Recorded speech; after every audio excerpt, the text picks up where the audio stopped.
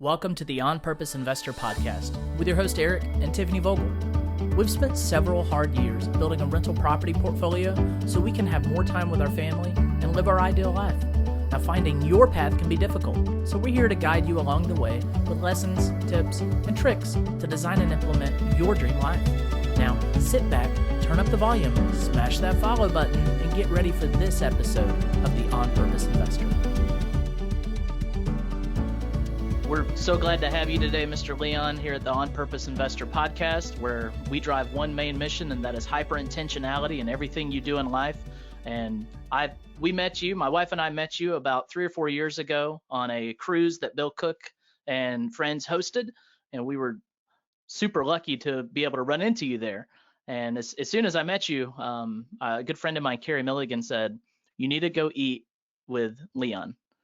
And you need to just listen to him talk. Don't say a word, just listen to him talk." And my wife and I were like, we could do that. We can do that. And so we went and sat down at a table with Mr. Leon. I believe your wife was there. And we just sat down and talked and just listened to what you had to say. So when I started kicking off the podcast, I said, one day I'm going to do interviews. And when I start doing those interviews, I would love to have Mr. Leon on because his story is amazing.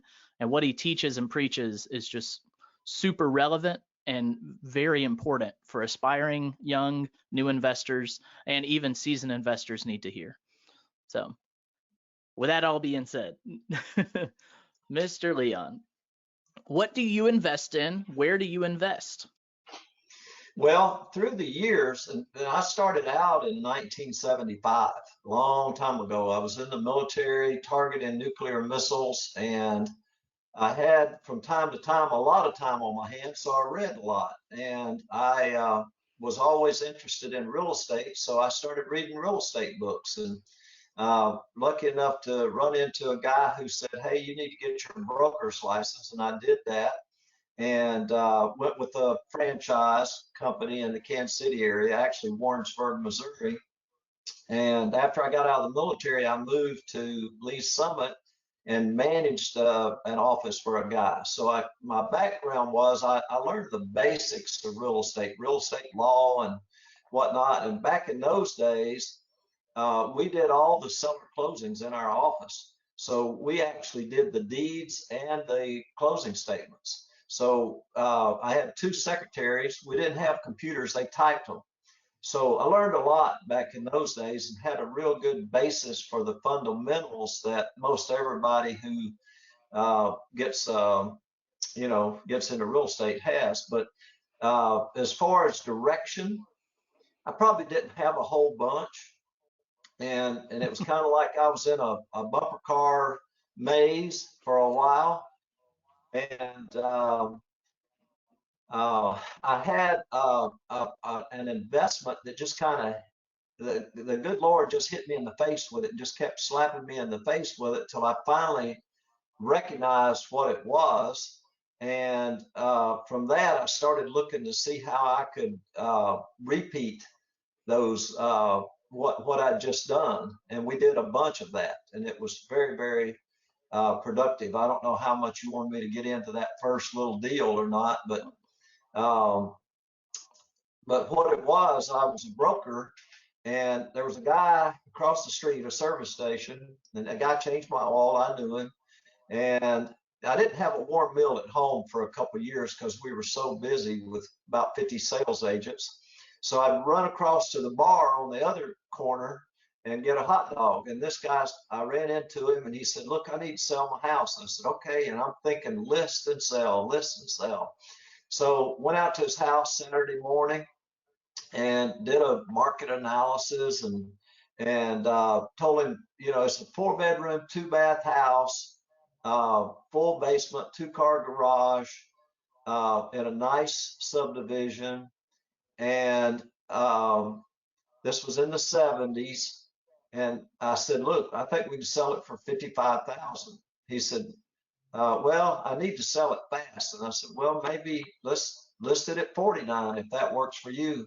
And he said, "Well, I need to really sell it fast." And he went back to his bedroom and came out with a letter that he was 3 months behind in his payments and he was about to be foreclosed on.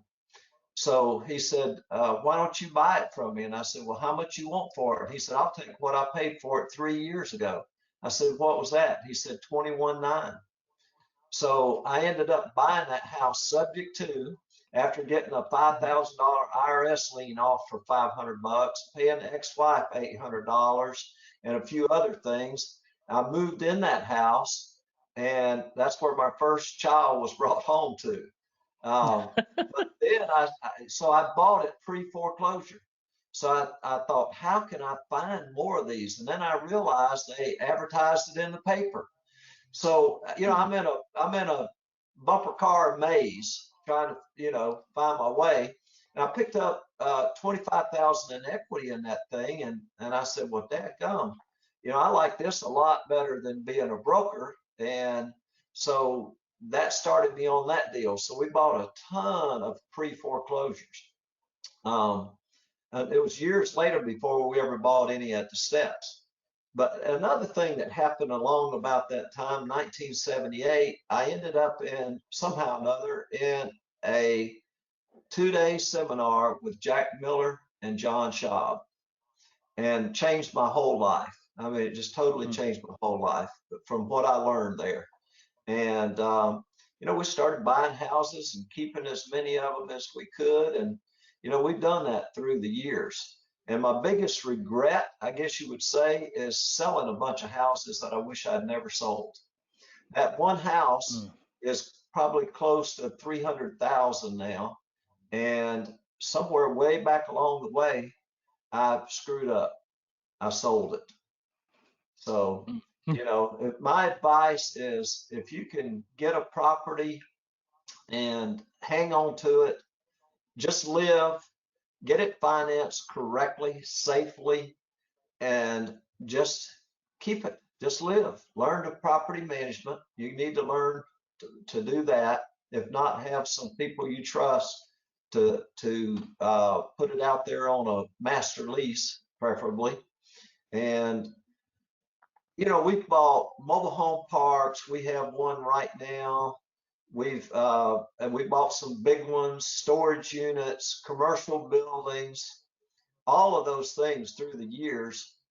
But my favorite thing is single family houses or mobile homes on a lot, or 1-acre lots where we can rent out the land to someone with their mobile home. That's one of my favorite. So I tend to go that. I don't like multifamily. We've owned multifamily, which, attracts a different kind of tenant. They're more needy. When we put people in our houses, I learned property management from Jack Miller, and then Dave Tilney is so good at it that that's the way, almost exactly the same system he uses. No deposits, $100 discount, the whole bit. And starting out, I had a real general goal, and that goal was to be able to get up in the morning, go do anything I wanted to do that day, and my income not be based on what I mentally or physically did that day. It's almost worked out. It's almost worked out. But I'm still active managing our properties, and we still look for the low-hanging fruit. And I'll be 70 years old next week. And we've been really fortunate. We bought several other businesses, owned other businesses like insurance agencies, H&R Block franchises, and that's, through the years, which we ate out of those and never spent any of our real estate money. We just kept pouring it back in there. And finally, we decided we've sold all of our businesses, and we're strictly on note income and rental income. So that's where we are. And, I'm almost to that point, but I enjoy doing what we're doing right now. I don't get paid a dime for it. I was on 2 podcasts yesterday. I don't get paid a dime for it, but I like helping people and I like teaching. We love that about you, Mr. Leon. Anyway, So you said a few things about when you first got started that we're not going to get into on this episode, but just to bring people up to speed if they're not aware, you bought that property subject to. hmm That is a very I would call that an advanced strategy, but that was your first deal. So it was a very unique thing that you were able to do. I mean, you were in the real estate realm, so you were probably somewhat familiar with that process. But oh, we were if we someone were wants to learn, we go were ahead. doing hundreds of subject twos back in those days. When I do the deed, it would go right in the deed. So we were doing tons of them. I knew how to do it, but just not for me. Right. And the beauty behind that subject too is that you get their interest rate. So I mean, it's great when you find a good loan that you can take subject to, because you get to, take on that interest rate, and then you take on the property, but they get to keep that debt. So it's a hmm great way to solve their hmm problem, if they're upside down or whatnot, and you solve their problem and you solve your problem. You solve your problem of wanting that property to cash flow, and you solve their problem of being in a tight and rough situation. So Exactly. I love that one. Exactly. And then you talked Exactly. about foreclosures, and I'm not sure what type of market we're heading into in the future, but I do think that foreclosure auctions and subject to are going to be some very important strategies moving into it. hmm So, just got to be careful on the subject twos. I have actually right now I've paid all mine off.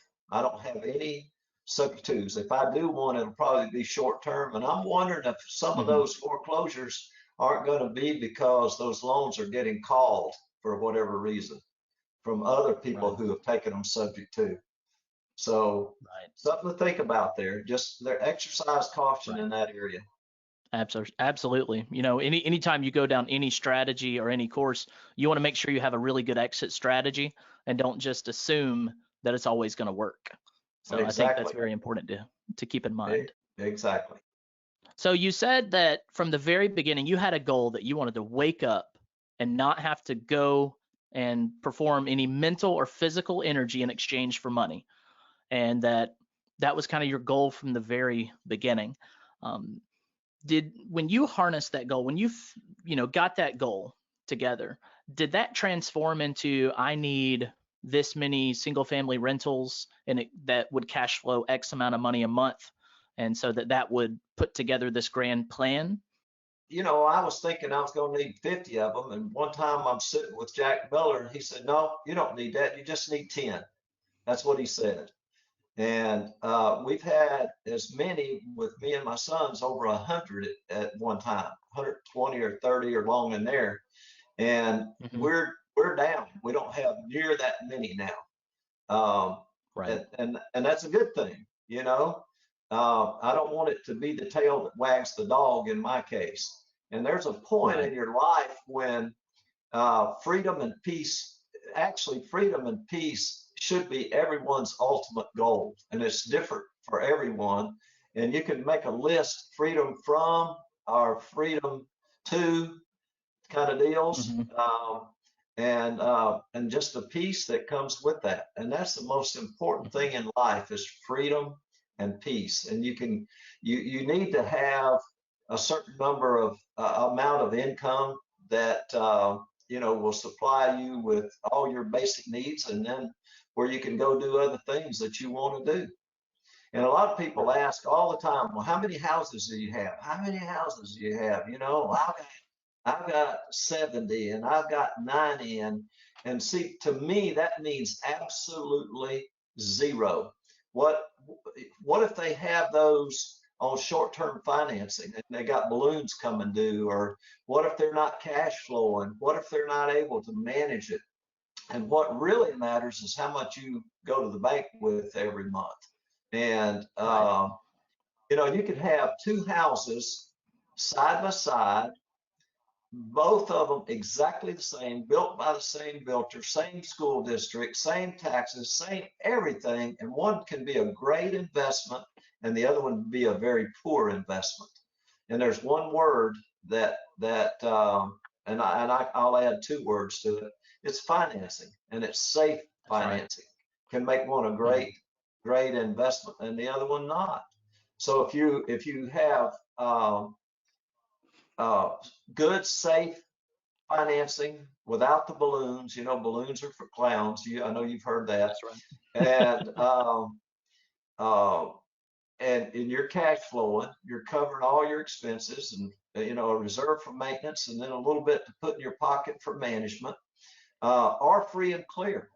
And then that starts to make a big difference. A guy with Right. 15 free and clear houses is way better than a guy with 100 houses that's might be having loans coming due or whatever. You know, it's not how many chickens you have, but how many you have that's laying. That's right. And just like Gary Johnson said, if I came up to you and told you I have 100 rental properties, what would that make you? How would you react? And a lot of people in the room said, "Wow, that's impressive." He said, "But what if I told you none of them cash flowed?" And that just changes your perception of it. And Exactly. when I tell people, how many homes we have in our portfolio, my wife and I, they have a hard time rationalizing how do you make financial freedom? How are you financially free with only 16 houses? And it's Mm-hmm. just like you said, it's the financing. We bought them smart and we financed them smart. So, Mm-hmm. and that's one of those things that we knew going into this that we had to avoid all those pitfalls that investors that went belly up in '08 went through. We had to Mm-hmm. avoid that. And a lot of Exactly. that is your financing with ARMs, the adjustable rate mortgages, or Mm-hmm. financing with balloons. So we completely avoided that. That's good. That's really good. I didn't even, '08, and I've been through other rough times, like in 1980.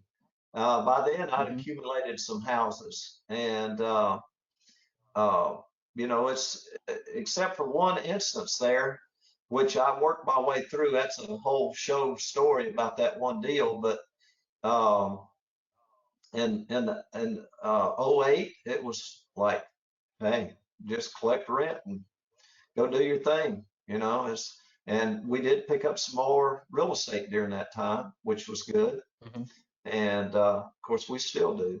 And let me just throw out something. I was thinking yesterday, and it never came up on any one of the other podcasts, but I was trying to think back. I think I have, in 47 years, only went to the bank or mortgage company to buy 3 different properties in all that time. It's either been subject to owner finance, lots of owner finance stuff. Um, and now I have refinanced some, but I didn't go hmm get money to go buy it. And Right. only on 3 properties. And one of those was using my VA loan to buy a duplex to live in one side of it right when I got out of the military. So, Oh, yes. Well, thank you for your service, Mr. Leon. We appreciate that.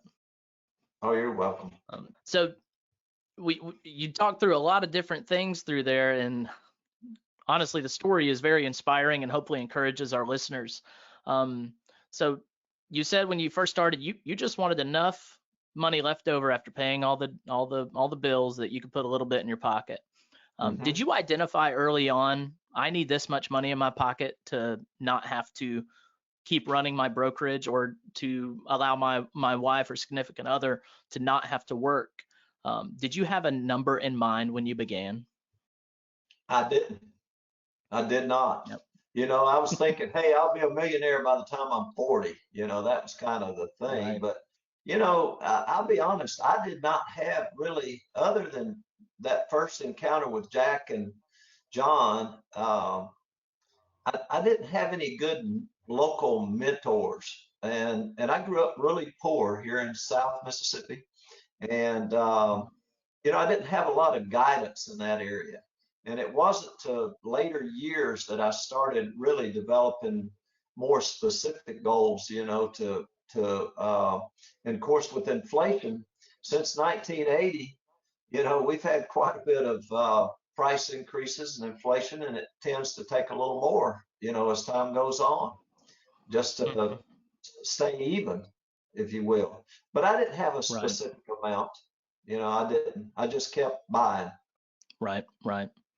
Do you feel like when you did, you said later in your investing career, you started uh, finding mentors or finding teachers that were teaching on the art of, strategizing on what you're buying, how you're buying, and, to what end are you doing this?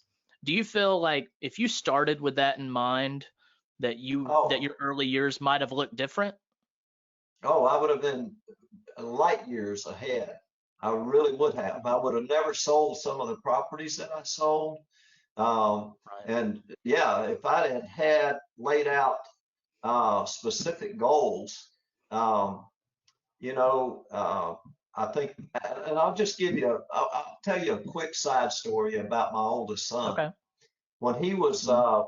10 years old, he wanted to go hunting with me in Missouri. And me and a friend of mine, a CPA guy, we camped out and it got extremely cold. And my son kept wanting to go. And he said, well, look, if I buy my own gun, can I go with you? And I said, sure. So he said, I'm going to mow grass. And so how much, how much do you get paid to, and he started writing his goals down. Okay. And he wrote down how many yards he had to mow and how much he would get paid from each one. And he knocked on 104 doors and got six people. No, he knocked on 106 doors, got four people to let him mow their grass. And by summertime, he had made $1,000 and he was had to buy his own gun. Da da da da da. Took him hunting, killed his first deer, and he has been a goal setter like that ever since then. And that's what you really need to do. Mhm. Like you're saying, if I'd had someone to give me direction early in life, I would have not been in a bumper car maze. Right. So anyway, and I also knew that I was not a good employee. I was not a good employee at all. So I've always pretty much been self-employed, own my own business and uh, our businesses, and never stopped buying real estate because I knew that's where your wealth would be if you accumulate enough Right. houses. I knew right off the bat, I'd see people in the brokerage business that all their wealth was in their house. All the, and so my thought is, why not own 100 houses? There you go. It's just that simple. Right. So when it comes to goal setting, absolutely, measuring out a strategic plan, figuring out how you're going to get there, what are the actionable steps along the way.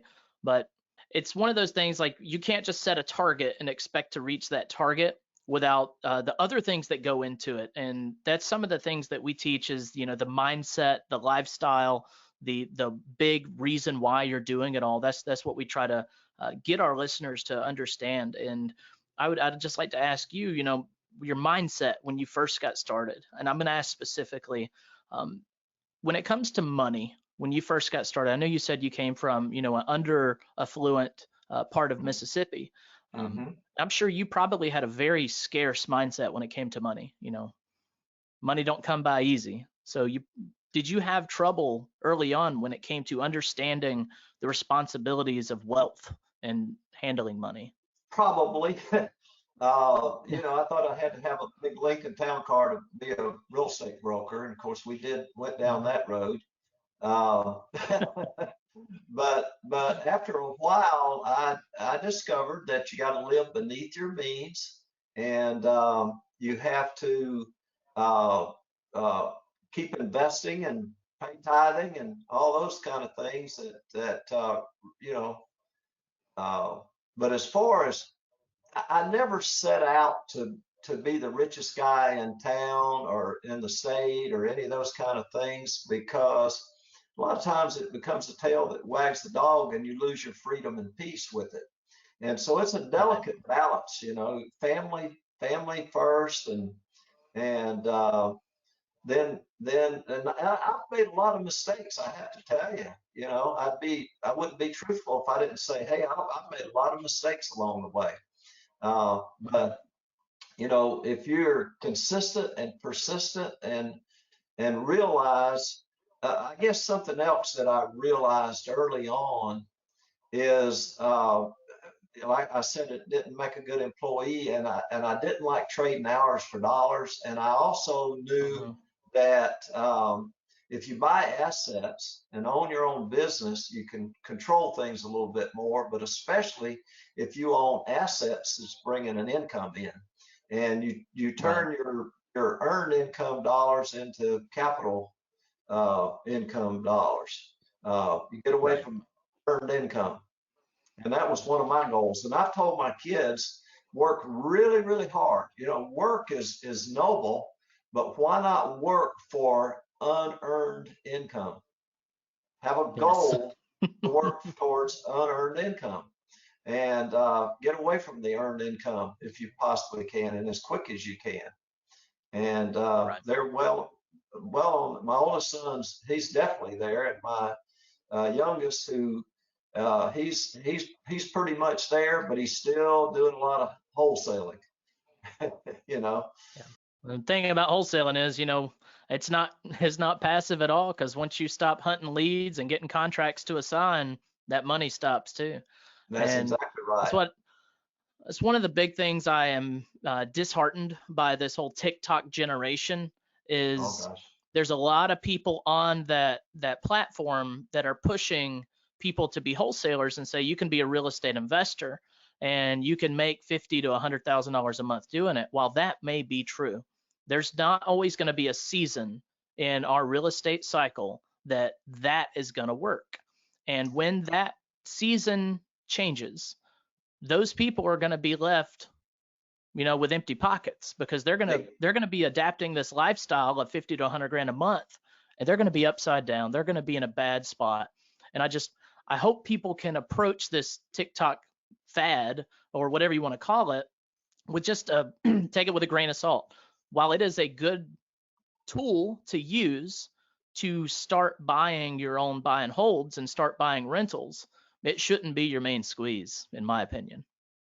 exactly. And you know, the point I made yesterday on one of those podcasts, and they're a big nationwide company. Um, and most of their clientele are flippers and wholesalers and that sort of thing. And I said, look, you know, those folks leave a lot of money laying on the table, and they might even be leaving Mm, their wealth on the table. And if they'll learn how to do some creative financing instead of just trying to get something 60 cents on the dollar all the time, and if they can't, they mm, walk out the door. I said, look, I'll pay full market value if I get the right terms. I want wholesale terms. And it absolutely. was, and it was almost like it's foreign to a lot of those folks. Hmm. I know a guy out west. I'm not going to say his name. He's well known, and I know this guy makes 40 or $50,000 a month wholesaling. He has one rental house, one. So he's not building any wealth.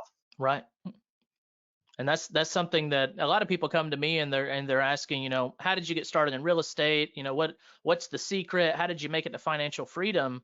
And while there's no one big secret, honestly, um, it is just get up and do it. You got to hustle. You got to find what tools are in your toolbox.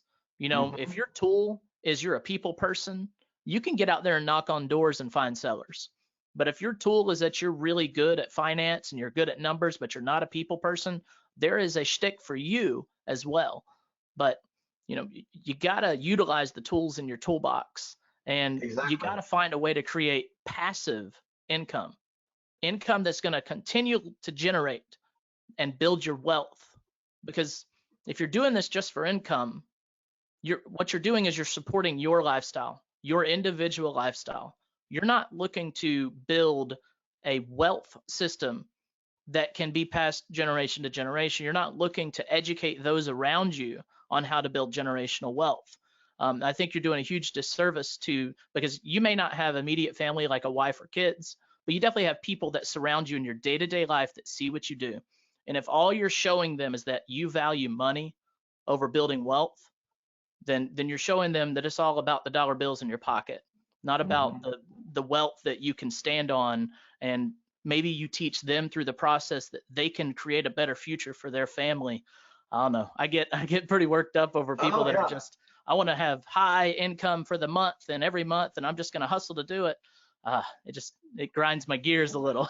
Well, and it does mine, and it's kind of funny that you see these guys and they come out and they learn a little bit, make a good bit of money. They're hustlers, and the next picture you see them is standing in front of a fancy sports car, in front of a big mansion, and you know that is the appearance of wealth. There's a difference Mm, between real wealth and the appearance of wealth. And I think what you're yes. doing with the on purpose investor is really awesome because if I'd had what you're teaching early on in conjunction with my real estate knowledge, I would have been light years ahead. And I don't think there's anybody else out there really um, laying it out for people. Everybody wants to learn how to scale up. Everybody wants to learn how to Mm, wholesale. Everybody wants to learn how to be a guru. And most of the folks don't know anything, don't know what a deed is. They don't know what a deed of trust or a mortgage is. They don't know what an option is. They don't know what right. an installment sale is. And you got to learn the fundamentals. I went to Rockhurst University. It was called Rockhurst College back then. They had a really good real estate program. I took every real estate class they had on finance, on and on and on. I went to the University of Southern Mississippi. I got every real estate class they had, from property management to residential appraisals, commercial appraisals, finance, real estate law, all of those things. Is a Hmm. good basis. And then I was fortunate enough to have a professor who taught the finance, and he made us work out these compound interest uh, formulas by hand. So we learned Yep. how to do that, how to figure NI, PV, FV, all with a formula. So Right. you should go get that kind of education, and and then combine that knowledge with what you are teaching will be kind of the guide or the outline that they can follow to put that knowledge to work to get to a point where they're out of the rat race, like the That's cash right. flow game. They're out of the rat race, Yeah. and it's great to be out of the rat race. I tell you that you've heard Pete and all those guys talk about, the beginner, the state builder, and the spender ender. I'm a spender ender, Hmm. and Yeah. and that don't mean that I still don't look for deals and do deals. And we have stuff. I made an offer that didn't get accepted a couple of weeks ago on a big, huge project. So we're Yeah. still doing stuff. Um, but at the same time, I like to fly fish, and I like to There be you go. standing in the stream 3 or 4 months out of the year. And Hmm. so, we've been doing that for a while. And your real estate provides you that freedom to make that choice every day, that you Exactly. don't have to get up and put out physical or mental exertion in exchange for a dollar bill. You get to That's make the exactly. choice. That's right. It, Right. and look, the older you get, the faster the months go by for whatever reason. And it seems like, yeah, God, we just got all the money deposited, and here it comes again. Yep. That's not a bad problem to have, right, Mr. Leon? Not at all. Not at all. So But the tools of real estate investing, there are so many tools out there. There's so yes. many terms out there. But unless you know what exactly are you doing with it, where exactly do you want to go with it, how will you know when you have enough? How will you know not to turn this journey toward peace and freedom into just another job? Because Hmm. if you forget that peace and freedom is the destination, you'll never arrive there, and it will just turn into another job. And That's that's not the exactly goal. right. There's so many people that go and go to college, get masters and doctorates, or go into some career. And I like to say it this way: they climb the ladder of success, and they get up to the top, and they realize it's leaning against the wrong building. Mm, You know, absolutely. there's doctors. I know doctors who hate being doctors. Um, we through our church a few years ago, my wife and I volunteered, and we ended up doing it for about 4 years, helping people get jobs. And of course, I talked to them about, you know, you get that job, and then you learn how to make unearned income. But we had one young guy who had gone and gotten his master's in like occupational therapy or one of those kind of therapies. You know, he was a specialist, sharp young guy. Mm-hmm.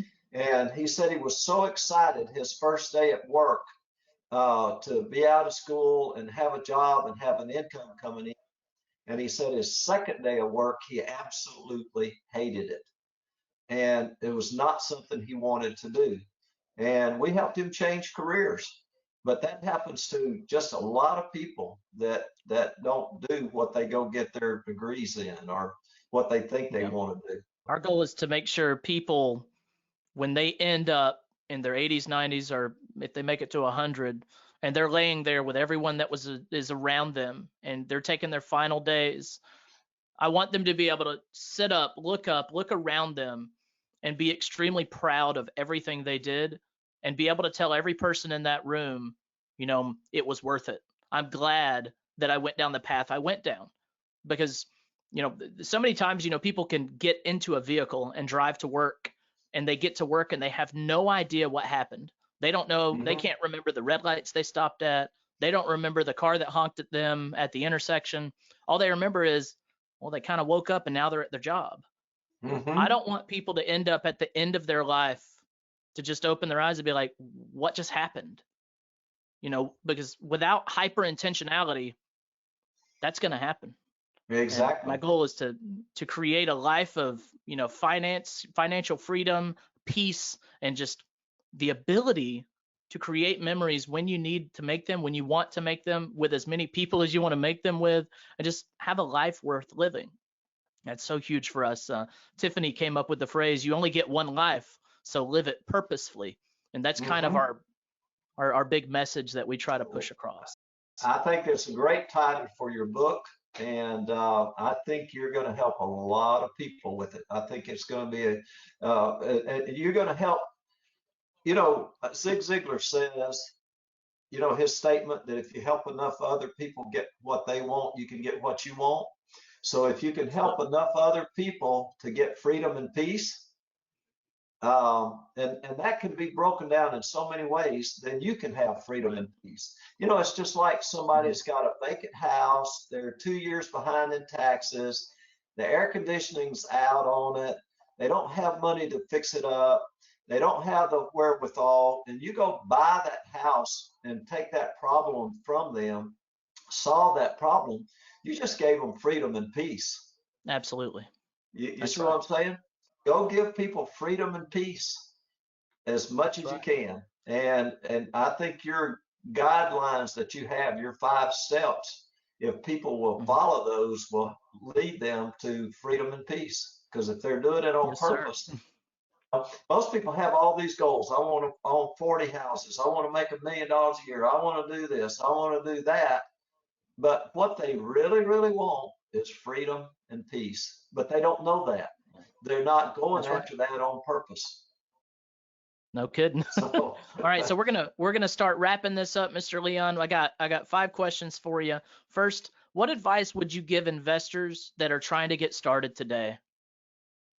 well, first of all, read your book so they'll have some guidelines to go by and go to pick out some of the good seminars like you and I go to, the Gary Yes, sir. Johnsons, John Schaub's, um, the John Hires, Pete Fortunato's, I hope I'm not leaving anybody out, Dyke Now, Spotiford Bill and, Cook. and Yeah. Bill Cook and don't go just once, go a bunch of times, because you Right. and don't stop going. You just keep going, and it'll give you some, because you meet with people outside the meeting, and it'll give you renewed energy, and it'll help you keep your direction that you want to go, and so that would be my advice. Education, like Jimmy Napier said in his book, if you think education's expensive, try ignorance. There you go.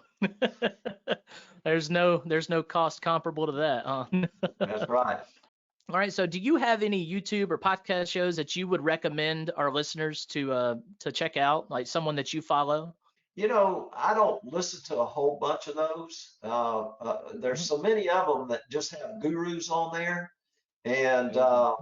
they want to show the guy making, $100 million a month and whatnot. And my goal has been to appeal to the guy who's done one deal or never done a deal, the average guy who can't look at somebody doing 100 deals, they can't see themselves doing that, and encourage them to go do one or five or 10, and not feel like they're a loser because that's all they're doing, because you can be very successful doing that. Absolutely. I read a lot of books, and but Mhm. those guys that I just named, I like to go to their seminars over and over and over again. Mhm. There you So go. So, in exchange for a podcast or a YouTube, start going to seminars. yeah, and it doesn't hurt to listen to podcasts. I mean, you get a lot from Hmm. them. Yep. It's just that I'm at my point in my life, I'm probably thinking more about fly fishing. There you go. Well, if our listeners want to find out more about the fly fishing, I'll have them reach out to you to get some Yeah. tips and tricks on that. All right. Mr. Leon, if you had to pick one book that you feel made the biggest impact on your life, which book would that be?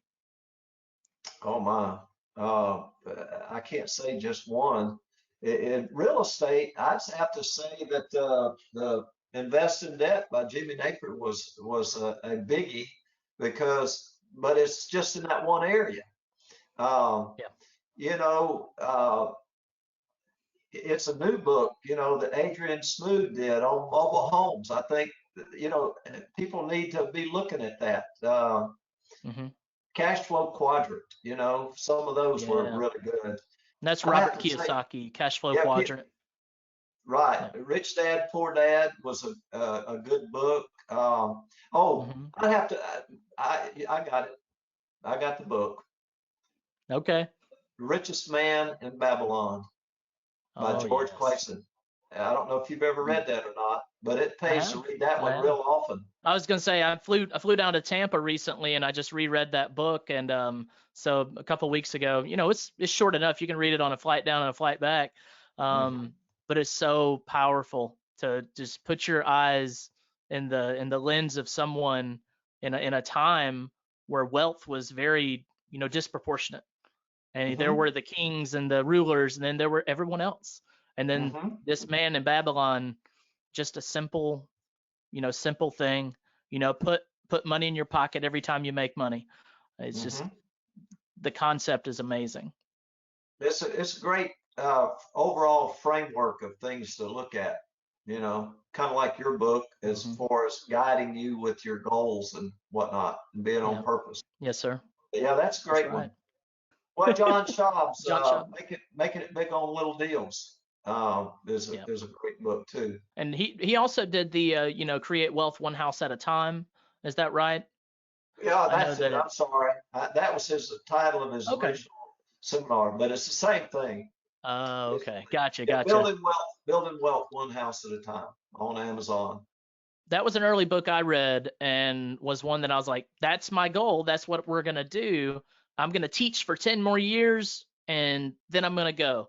And then we kind of dove off the deep end and ended up buying 5 or 10. And so it just it accelerated really fast. All right, Mr. Leon, last question. How can our listeners get in touch with you or follow you on your journey if they want to learn more about fly fishing or what you do in your life? Facebook's probably the best way. I don't do a lot on Mm-hmm. Instagram and those kind of things, but Facebook, and then I'm not a techie. Adam set up a Leon Johnson page, and I should post on it more often, but check it out. And there's a video on a podcast I did on real estate disruptors. It's on YouTube. You just do a search for Leon Johnson Real Estate. I think it's been viewed about 65,000 times. We'll make sure that link gets in the show notes for this episode. That way people can reference it pretty quickly. Okay. All right. Good deal. Yeah. Good deal. Absolutely. Right. Well, Mr. Leon, it has been insanely beneficial, and just I've thoroughly enjoyed our conversation today. We appreciate people that share our vision and our just what we are working to do to create more hyper intentionality and what our investors are doing in their daily lives to create that generational wealth and honestly to create financial freedom and peace. So we thank you very much. And well, thank you for the opportunity of being on here, and I think you're going to help a whole bunch of people down the road. You could be their turning point in their life. Well, we sure hope so. All right. Well, thank you again, and we'll be seeing you at the next seminar. All right, good deal. Take care. Thank you for tuning in. If you have any questions or comments, we'd love to hear from you. Head over to onpurposeinvestor.com and sign up for our newsletter to get all the latest updates. If you haven't already, we'd really appreciate an honest review wherever you watch our podcast. All right, now go smash that subscribe and follow button for more tips on building your dream life. See you next week, Pathfinders.